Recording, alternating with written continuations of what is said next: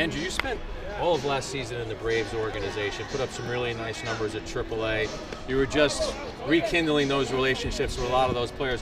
What's it like when you get to oppose an organization that used to be your organization? It's funny, but it's good to see a lot of the guys. I mean, I keep in touch with a lot of these guys still through IG, text, whatever. Kind of, like I said, I told you inside, it's kind of like a pyramid. The longer you stay around, you see a lot of the same faces. But baseball has introduced me to a lot of good people, and they got a lot of them over there.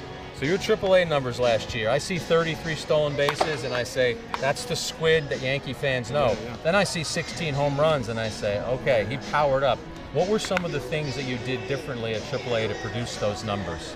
I told you in spring, I got with Ozzy Albies and kind of just talked to him about his approach. I mean, similar stature, and he's a little more stocky, but consistently putting up power numbers. So just kind of picking his brain. And he uses a bigger bat, and I just tried to sneak a couple bats from him right now. He said it sends him over. But yeah, just picking his brain and seeing his approach and trying to catch it out front with a bigger bat.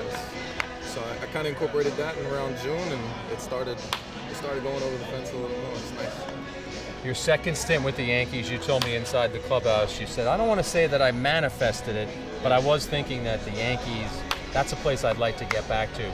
So when that moment finally hits you that you're back in this organization, how would you describe that feeling? Really cool. I mean, I was pushing my agent all offseason. Anytime he would talk about another team, I'm like, Yankees? Question mark. I could show you countless texts where I do that. So very cool. I mean, it's near and dear to my heart. I got to break out all my old clothing and hats and stuff. But just the way they run the organization and kind of being around the guys, like even just being around Chappie right away, I was making plays that maybe in the past year or two I haven't made. So I think that effect is great. As you head into this season, obviously baseball's always a roster crunch. It's always about numbers. How do you stay focused on just being a better player and let the roster machinations work themselves out?